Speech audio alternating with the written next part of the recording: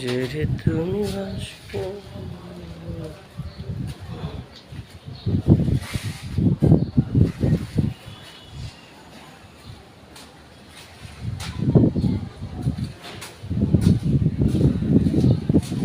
একটা গদাবাগের একটা প্রজেক্ট 6 তলার, এটা 4 তলার গাঁথনি, 5 তলার গাঁথনি চলতেছে।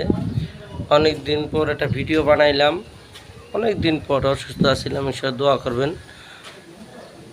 একটা সিলিন্ডার, একটা সাবস্ক্রাইব, একটা লাইক করে দিয়েন যদি মনে চায়। আসলে দুনিয়াদারি কিছু না, মারা গেলে সবাই বলছে তুমি শিক্ষা পাইতে হইলে 3 জায়গায় যাও। 1 নম্বরে কবরস্থান, 2 নম্বরে হাসপাতাল, 3 নম্বর কেন্দ্রীয় কারাগার। কবরস্থানে যায় দেখো যে তোমার পূর্বপুরুষের যে চিহ্নও নাই। আর 2 নম্বর হাসপাতালে যায় দেখো মিলিয়ন মিলিয়ন টাকার মালিক, কিন্তু খানা নিষেধ, খানা যাবে না, বিছনায় শুয়ে রয়েছে, কোনো মূল্য নাই।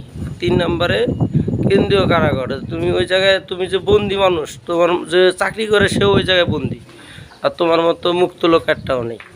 আসলে দুনিয়াদারি এটাই, আর কিছু না। আসলে আমরা হুশ হয় না, আমাকে হুশ হবে যে সময় আমরা মারা যাবো তখন।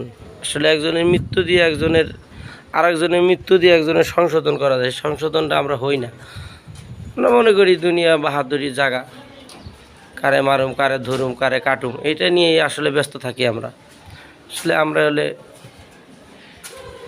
আগে ভালো ছিল, এখন তেল নিয়ে সংকট, এটা নিয়ে সংকট। এখন যারা 17 বছর আসছিল লন্ডনে, আর মনে করেন নেতাকর্মী আসল ধান খেতে, হেরাই এখন মনে করেন সিন্ডিকেট শুরু করে দিছে। দেশের অবস্থা করুন। আসলে বোঝে না যে ক্ষমতা আসলে চিরকাল না, চিরকাল ক্ষমতা না।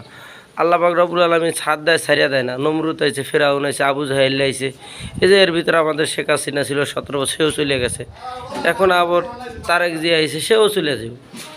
খালেদা জিয়া মারা গেছে, জিয়াউর রহমান মারা গেছে, শেখ সাহেব মারা গেছে। এরম যে বিশ্বর যে পাখির ভাষা পর্যন্ত কথা বসতো, সেও সুলাইমান নবী, সেও মারা গেছে।